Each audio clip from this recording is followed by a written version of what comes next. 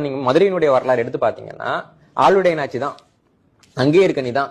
மீனாட்சின்னு பழைய கல்வெட்டுல இல்ல, சோழர் காலத்துல பாண்டியர் காலத்துல எல்லாம் இல்ல. நாயக்கர் வர்றப்ப மீனாட்சி அப்படின்னு சமஸ்கிருதத்துல பேர் வச்சுட்டானுங்க. இன்னைக்கு வரைக்கும் சமஸ்கிருத பேர்னே தெரியாம மக்கள் அது தமிழ் பேருன்னு நீங்க நம்பிட்டு உட்காந்துட்டு இருக்கோம். ஒரு தெய்வத்துக்கு எப்படி சமஸ்கிருதத்துல பேர் வைக்க நீங்க விட்டீங்க? தெலுங்கரோட ஆட்சியில, விஜயநகர் ஆட்சியில நடந்தது, தெலுங்கரோட ஆட்சியில் நடந்தது. இங்க கோயில்கள் இருக்கக்கூடிய கடவுள் பேரெல்லாம் மாத்திருக்காங்க, கடவுள் பேரை மாத்திருக்காங்க, ஊர் பேரை மாத்திருக்காங்க. திருமுதுகுன்றம்ங்கிறது ஊர் பேரு, திருமுதுகுன்றம். இதான் அருணகிரிநாதர் காலத்துக்கு முன்னாடி வரைக்கும் அந்த ஊருக்கு பேரு. திருமுதுகுன்றம்ங்கிறது சமஸ்கிருதத்துக்கு மாத்தி முதுமைங்கிறதுக்கு விருத்தம் அப்படின்னு பேர் அல்ல. விருத்தர் அப்படின்னா வயசானவர்னு அர்த்தம். ஆசலம்னா மலை, விருத்தாசலம் அப்படின்னா இன்னைக்கு இந்த பேருக்கு வச்சிருக்காங்க. இன்னைக்கு விருத்தாசலத்துக்கு திருமுதுகுன்றம்னு பேர் இருந்துச்சு, நம்மளுக்கு எத்தனை பேருக்கு தெரியும்?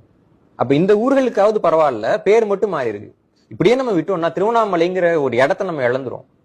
ஏற்கனவே நம்ம பாக்குறோம், பல்வேறு இடங்கள்ல இவங்க ஆட்சி நடந்தா கூட இவங்களால சட்டம் ஒழுங்கு நிலைநாட்ட முடியல. திருப்பூர்ல எல்லாம் பார்த்தா தமிழர் அல்லாதவர்கள் தான் பெரிய எண்ணிக்கையில இருக்கிறாங்க.